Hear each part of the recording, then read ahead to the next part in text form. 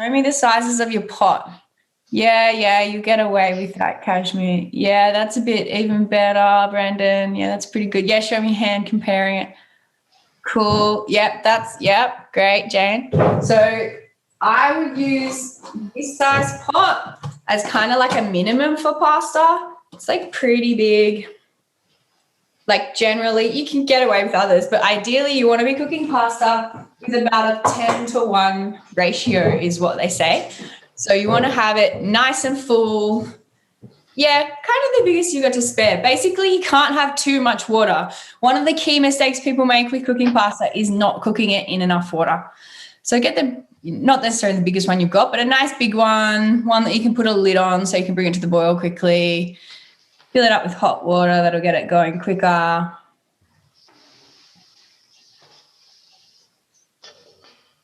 And yeah, get it on a nice high heat. We'll just bring it to the boil. So whatever is going to bring it to the boil quickest. And when I'm making a pasta, that's kind of the first thing I do, putting the water on, because that takes, a couple of minutes, about 10 minutes or so sometimes to get to the boil. And that's usually enough time for me to get whatever I'm going to put in there prepped. It's all about being efficient. You don't want to go prep up all your veggies and then go, oh, I haven't put the water on. So once you've got the water on the stove on a nice high heat, a lid or something to put over it, you can use another saucepan if you don't have a lid that fits your pot. And I just want to make sure that everyone's got it nice and full. Obviously you've got to have room for pasta and that sort of thing so it doesn't overflow, but we're not putting this much in the bottom to cook pasta. Then we get a cloudy, soggy, gooey mess in there. Doesn't have enough room to move about. So the other thing we're going to do is put salt in the pasta water. So plenty of it, really. And I'm putting salt, it depends on the size of your pot, but I'm going to do a good chunk, a good handful. So that's the great thing about having a ground salt, a cooking salt or sea salt that's ground. If you've got a grinder, you're going to kind of be sitting there forever trying to grind it and crack it, and it's annoying. And you can't really put too much salt in your pasta water. You'll be surprised. Probably just put more in than you think. And that's where you get a lot of the seasoning. So, the pasta actually takes on the salt, and the pasta itself is seasoned when you salt the water properly. And if you don't, then you're going to have to put more into the sauce. I'm pretty obsessed with salt, in case you guys haven't realized. It's very important. Cool, so that's on and going. We can start getting our garlic prepped and any of our veggies. So starting with garlic, we can play a little video here now. I'm sure you guys know how to chop and,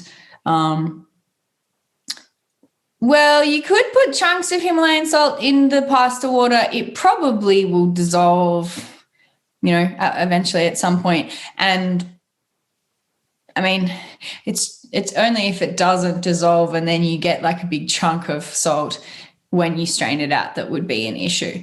But ideally you'll get, if you have a mortar and pestle, you could grind it up, or ideally you could grab some of this just ground table salt, or you can use the grinder, but it's just, maybe when you run out of that one, next time you can get a ground one. And it's just a bit easier when you're seasoning food to also start to get it's an embodiment thing too. You're starting to get a connection with how much salt needs to go into things for it to taste good.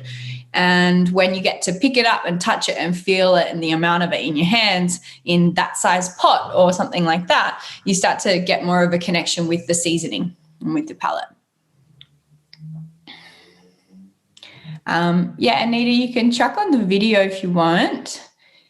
And I'll just talk over it. It's just, got some garlic chopping and that sort of thing going on. So I'm sure you guys all know how to chop garlic, but I'll just show you how I do it, show you a couple of little knife things to sort of be aware of that might be helpful. And yeah, you can really put in as much garlic as you want. Like you can put like half a clove in it. You can put a whole clove, a whole head in it if you want.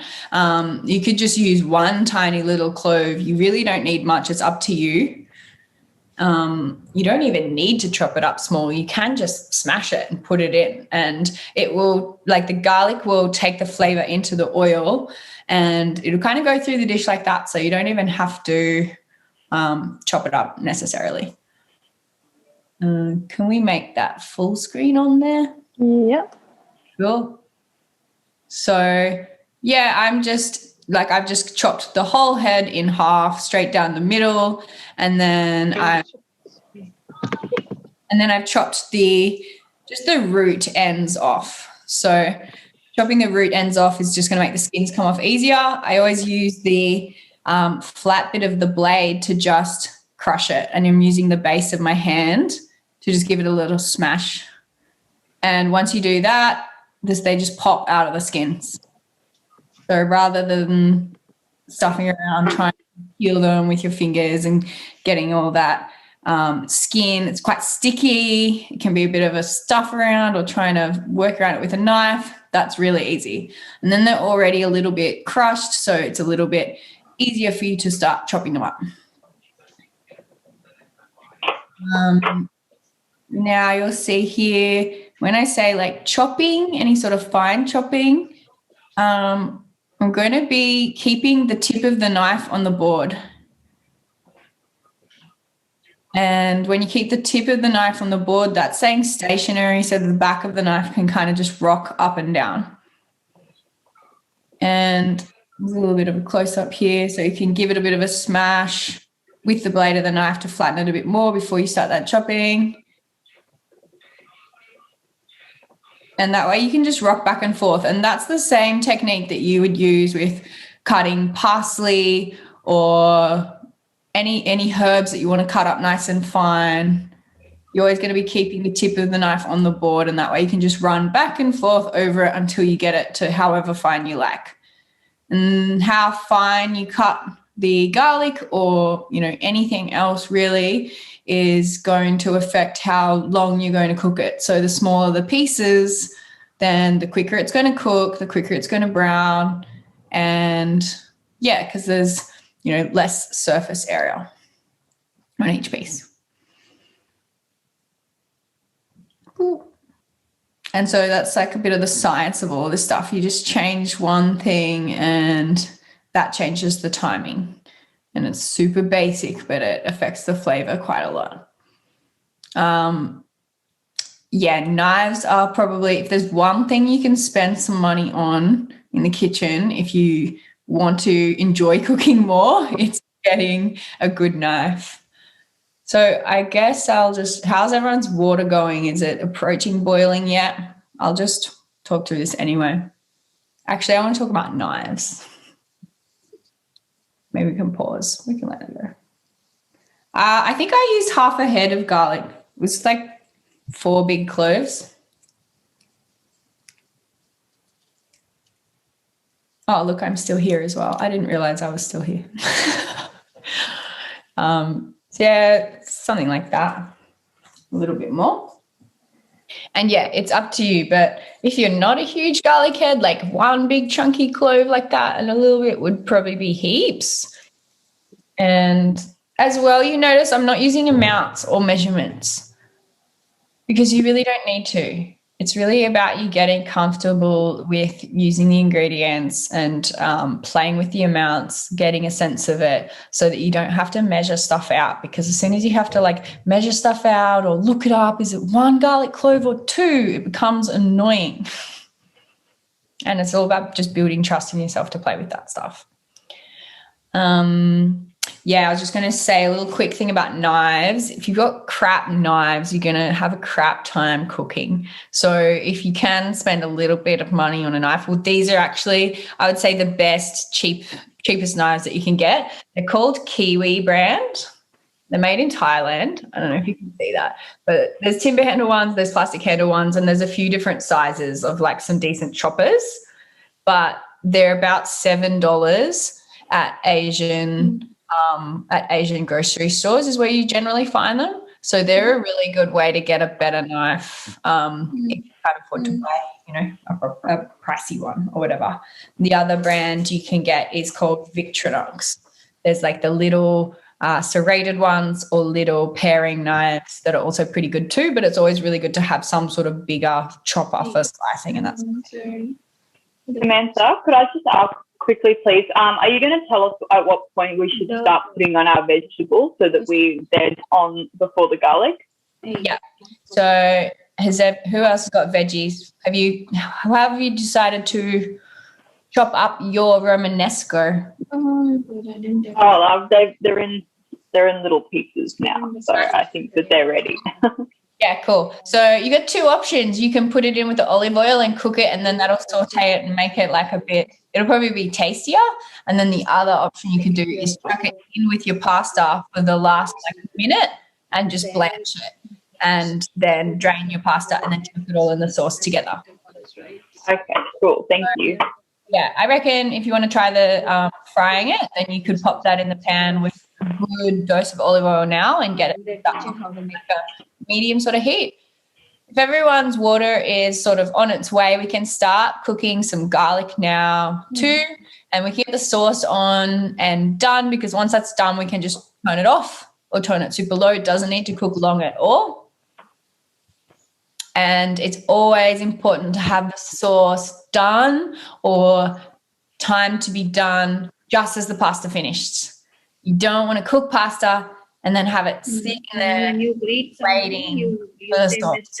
That's where the timing will be really important. So anyone is not talking to us, maybe you could place yourself on mute because we're getting a little bit of background noise.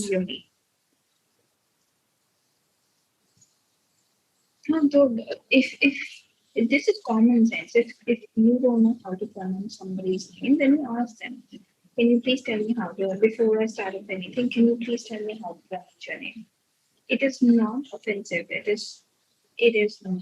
We've got someone chatting there and I cannot tell if you are talking to me. And I don't think you are. I don't think they are. And I think as the host, I can mute them. I think you can, yeah. Okay. And Nabhuri, we are going to mute you for a minute, just so you know. So sorry, guys. I've just been a bit distracted by the chatter. Cool. So, yeah, let's grab a pan to do the sauce in. You can use a fry pan, like a flat fry pan, like anything like this one. It's good to use something with a bit of a heavier base, because if it's got a really light base, it can be really easy to overheat the oil and then burn the garlic as soon as you put it in. So if it's got a bit of a heavier base, that's good. You can also use something like that, like a saucepan that's a little bit more wide. But yeah, if it's got a little bit more width to it, that's good for you to be able to chuck your pasta straight into it when it's done as well. So you can get your pan onto the heat and turn it on to like a medium high, not full high, because we can easily overheat the pan, put the oil in, and the oil is like too hot and then we overcook our garlic. So medium high heat, and I'm going to open the tin of tomatoes so that that's ready to go. If you've got whole peel tomatoes and not diced tomatoes, that's fine. You can stick a knife in there and cut them up. You can pour them into a bowl and just use your hands to squish them. So it doesn't matter if you have different types of tomatoes. Have we put our pasta in yet? Sorry. I'm trying to sort of get everyone on the same page. So. Okay, sure. I was worried I missed that. Yeah, so because I don't want us to have a million different pasta timings. So is everyone's water kind of boiling? Have we got rapid boiling, lots of bubbles? Awesome. I can't really see everybody else at the moment. I can go this way. Everyone else boiling? Can I get some sounds maybe? Yeah, I've got some thumbs. I think we're getting there. So, yeah, we can put pasta in the water and we've got our pans heating up. And we're going to put our pasta in the water. So the main thing about the size of the pan, so you could use like half a pack of pasta generally. I would sort of cook up if it was just me. You kind of want to make yourself some leftovers. If you're going to cook a whole pack of pasta, you might want to be upgrading to a bigger pot than the one that I've sort of used here. And yeah, uni life, you probably do want to cook leftovers so that you're not having to make yourself another meal next time. So half a pack is usually good for about two serves sort of thing. So when you put your pasta, we can play the video again now, Anita. Thank you. So especially if you're using spaghetti, then that first like minute or so, once you put it in the water, is really important. You don't put pasta in the water and leave it. Please don't, because it will get all stuck and it will get all gluggy, and then you'll get like hard bits and then soft bits. So you really want to make sure the water is boiling rapidly. Keep it on a high heat, add your pasta and give it a stir. And give it a stir like a couple of times, especially for that first minute. As you saw with the spaghetti there, you know, it's different to normal pasta. Some of it sticks out of the pot. You just put it in, and within like 30 seconds or so, whatever's in the water is going to soften enough so that you can kind of push it down or turn it so that it can get all nice and in the water. But make sure you don't just leave it there. Once it's submerged, you still need to use your tongs to move it. So you can see that my pasta water here is coming back to boiling rapidly, and I'm still going in to give it a nice turn and toss and stir it. So I love that Mohammed has put here that a good habit to put some oil in to avoid stickiness. I actually am going to bust that myth, maybe with noodles, but with pasta, you really don't need to put oil in. It doesn't do anything because it floats. It's not in there with the pasta. It might do something once you drain it. And once you drain it and it's got a bit of oil on, then it might not get all stuck together. But what I sort of said about the timing is that it's that timing that's important to not get it all stuck together, but also it like affects the flavor, it affects the heat and everything too. So you definitely don't have to put oil in there. So as long as you stir it and make sure they're not stuck together while it's cooking and you've got the water boiling, then your pasta shouldn't stick together. So has everyone got their pasta in the water?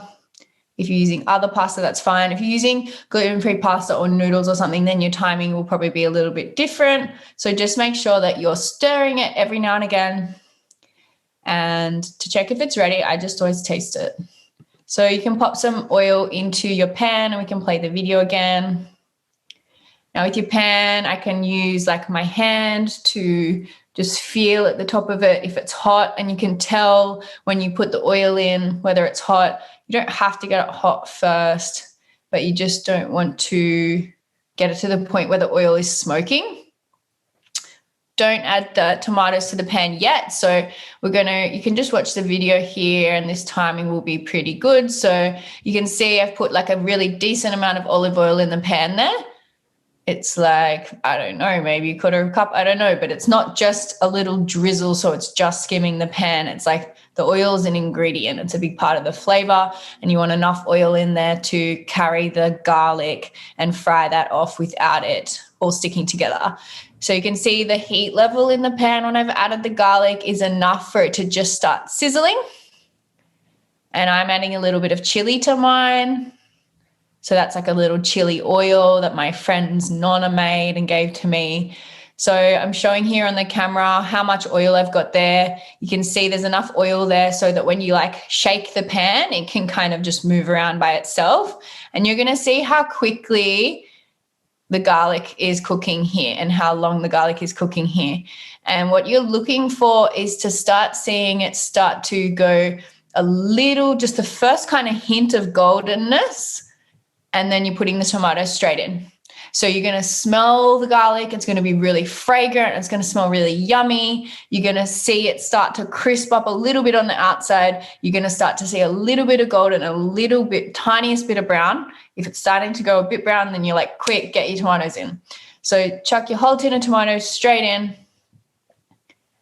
And straight away, I've just added some salt too. So not measuring that, you're just putting in a good pinch of salt, and you're going to just use your palate to taste what's good.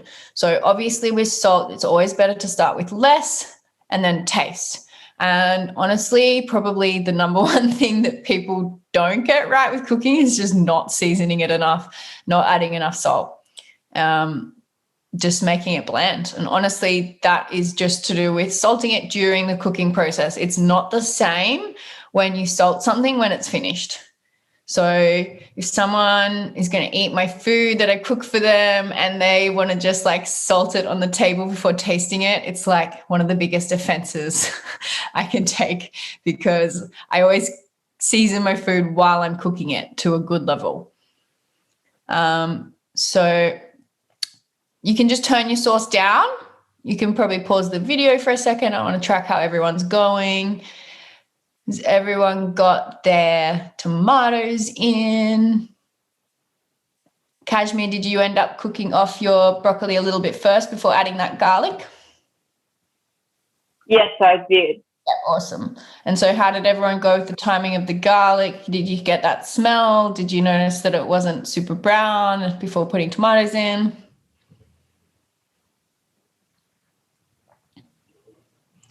And is everyone checking their pasta and seeing how that cooking is going? Cool.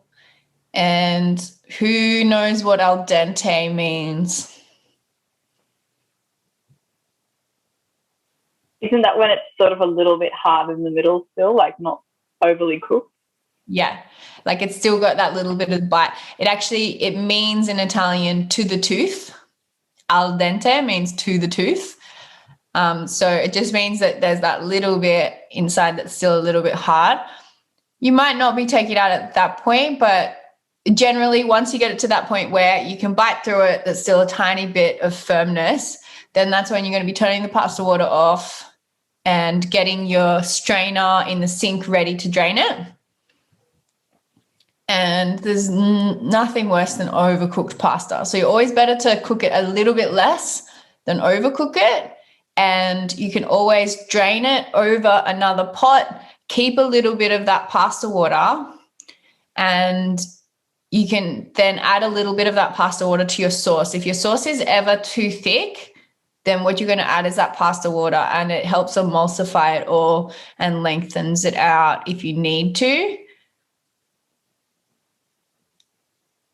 And if you feel like it's not quite as cooked as you like, then you can add a little bit more of the water in the pan with the sauce as you're heating it up again, and it will just finish that cooking process with the sauce and absorb the sauce. Whereas if you've cooked it too far in the water and then you put it in the sauce, it's just going to be watery flavor. It's not going to take up as much of the flavor of the sauce, and it's going to be a bit mushy. So if your pasta is cooked, just checking your sauce on the pan.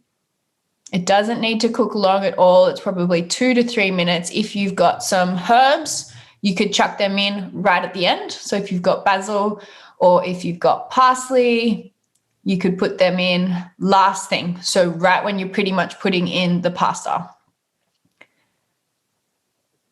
Basil can go in a little bit earlier, but generally the fresher the better with those herbs. They're nice and fragrant when they're added at the end. If you add them at the start in the oil or when you put in the tomatoes at the start, they just don't have that freshness. So yeah, as soon as you strain that pasta, you want to be nice and quick while it's still moist and hot and steaming. You want to taste your sauce a little bit just quickly before you add it so you can get the salt right. So have a taste of your sauce and just notice if there's any like bitterness from the garlic. Notice, does it have enough salt? Is it a bit bland? If it's a little bit bland, just add another pinch of salt and then see what happens.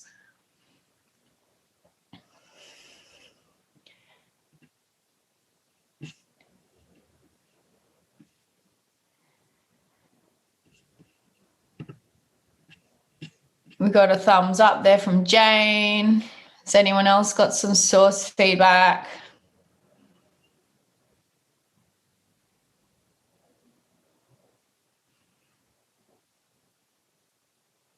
Got a thumbs up from Sarita. Cool. So if you're happy with your sauce, chuck your pasta in. We can keep that video going again now.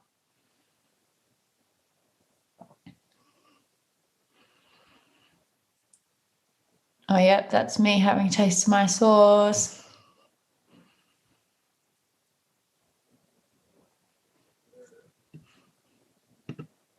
And yeah, the main thing with the timing of that there is just to try and be nice and quick and have that, see how my pasta's still nice and moist. It's not sticking together. It's not all clumpy, because it's only really going to get clumpy if it's overcooked or if it's sat too long once it's come out of the pan and dried out. So here I've just added a little splash of the pasta water into the sauce before stirring it around. That's just making sure it's really nice and moist. And it just helps everything coat that really nicely. You see, I didn't even add any herbs. It's literally just garlic, salt, and oil, and it was really yum. And then, yeah, you can add eggplant and capers and chili and olives, and that makes a puttanesca. You can add tuna as well if you eat meat. Tuna and capers is really, really yummy.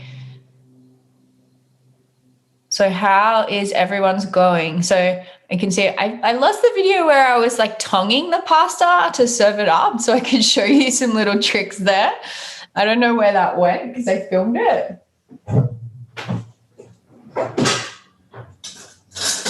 But yeah, my hot tip would be always try to use tongs. Yeah, so capers or olives or tuna, anything like that, you can add just when you add the tomatoes or at the end, like anytime then. You can add it just after you add the tomatoes, and that would be fine, but that's not going to be an issue if you add them at the end. So yeah, we've just kind of gone with the basic like skeleton of the sauce today, and then I'm open for questions as to what sort of things you would want to add to it, and we can like brainstorm of like when you could do that, and then yeah, any other ingredients you were thinking to incorporate. So yeah, and if you wanted to just add more veggies like broccoli or even cauliflower, you could fry that in the oil first before starting your garlic, or you could just chuck it into the water and only for that last like minute or so, depending on how big you've cooked it, but like a minute or two in the water just so it's just popping off bright green if you're using broccoli, and then straining that off, and then you can just bulk it up with more veggies. And that's a good way to, you could do half as much pasta as you usually eat and then put broccoli in it. And that's just a really good way to bring in more veggies.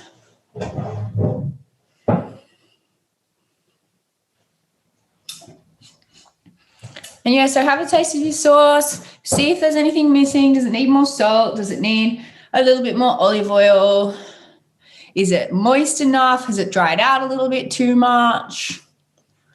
Can you taste like the freshness of the tomatoes compared to, the jar sauces or the things more like bolognese where you cook it for a longer time? That's part of this dish, is that, these tomatoes in the can, they're already been blanched. They've already been cooked. So you don't need to cook them for like half an hour or an hour, and you get that freshness.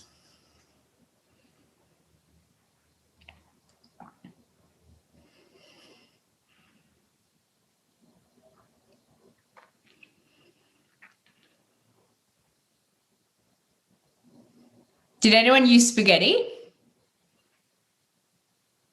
Yeah. Cool. Yeah, I did spaghetti for Ray and cauliflower rice for me. Cool. And is the cauliflower rice something you make up, just like a chopped up cauliflower, or something that you buy prepped? No, I buy it. I did this one. Sometimes I just buy the fresh one, but Ray just got the frozen one tonight. Okay, cool.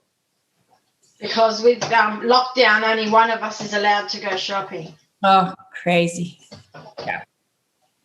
Per day, one person. Oh.